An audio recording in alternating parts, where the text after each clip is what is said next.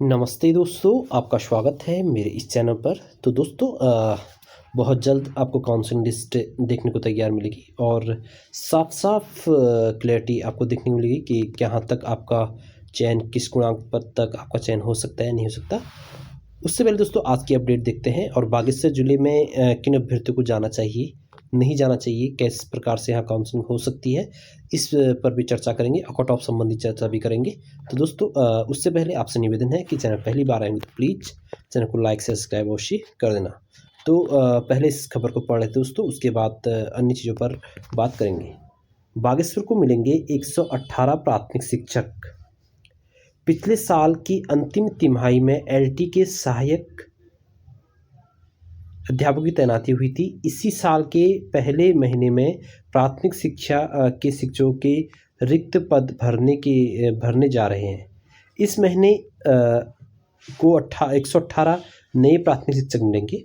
12 जनवरी को होने वाली काउंसलिंग के लिए जिले से 5,764 प्रशिक्षुओं ने आवेदन किया है।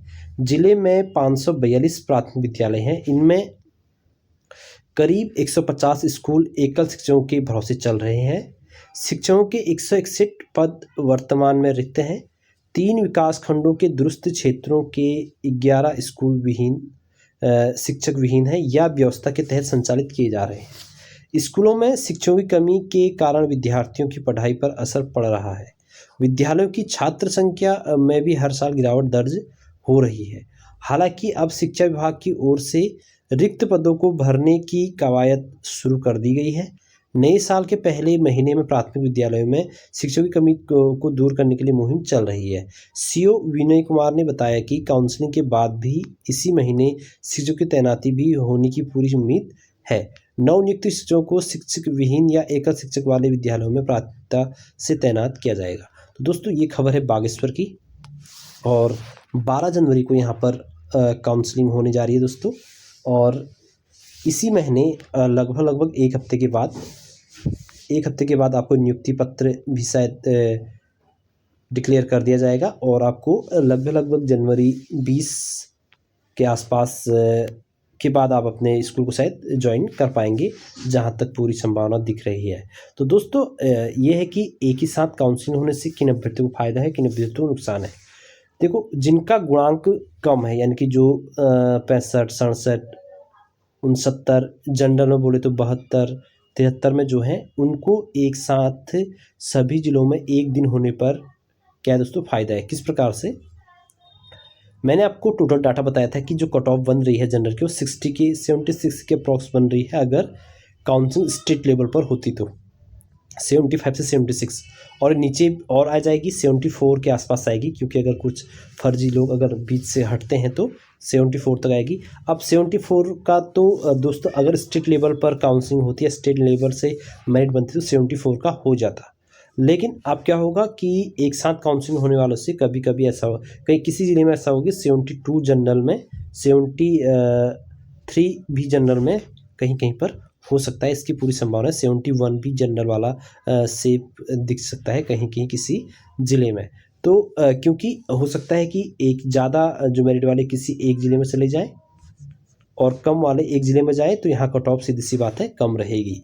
मतलब आप समझ पाएंगे कि मैं ये चीज़ मैं लगभग बहुत सारी वीडियोज़ में बता चुका हूँ और मैंने बता दिया कि उम्मीद कोई भी अभ्यर्थी ना हारे। जो कैटेगरी में है किसी भी जो ST SC 60 ST में तो सबका सिलेक्शन होना है, मोस्ट ऑफ स्टूडेंट सेलेक्टेड हो जाएंगे इसमें।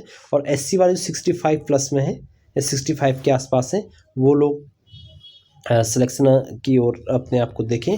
और उसी प्रकार से अगर OBC वाले हैं, OBC भी 70 के आसपास अपने आप को सेफ रखें। अगर आपकी किस्मत रही तो इस पर सिलेक्शन आपका हो जाएगा। और रही बागेश्वर की बात, तो बागेश्वर में दोस्तों आप जा सकते हैं, बिल्कुल जा सकते हैं। ये एक अच्छा ज़िला है क्या कहते हैं काउंसलिंग के लिए, जिनकी मेरिट कम है, क्योंकि इससे बहुत मतलब ज़्यादा मेरिट वाले से कम ही क्या देंगे, प्राथमिकता देंगे। और बाकी जो दोस्तों जिनकी कट ऑफ ना 75 के आसपास है वो सबसे ज़्यादा खतरे में है। खतरे में इसलिए है क्योंकि अगर स्टेट लेवल से उनकी मेरिट बन के आती तो उनका सिलेक्शन हो जाना था, लेकिन अभी काउंसलिंग जो हो रही है वो डिस्ट्रिक्ट लेवल पर हो रही है, एक दिन होनी है, तो हो सकता है कि 75 पर कहीं कहीं वो सेफ ना हो। तो 78 वाला भी कहीं सेफ ना हो। तो फ़ायदा इसमें जो है कम गुणांक वालों का हो सकता है, उनका लक काम कर जाए। तो दोस्तों फिर मिलते हैं एक नेक्स्ट वीडियो में। आज की वीडियो यहीं पर एंड करते हैं। और अगर चैनल पहली बार आएंगे तो प्लीज़ चैनल को लाइक शेयर सब्सक्राइब अवश्य करना। और जैसी काउंसलिंग लिस्ट आती है दोस्तों, उसके बारे में भी हम आपको सारा कुछ बताएंगे। आप चैनल पर बने रहेगा नई अपडेट के लिए, नई जानकारी के लिए। और निवेदन है, चैनल पहली बार आएंगे तो चैनल को लाइक सब्सक्राइब अवश्य करना। और फिर मिलते हैं दोस्तों एक नेक्स्ट वीडियो। तब तक आपका धन्यवाद, शुक्रिया। आप सभी को मेरा नमस्ते।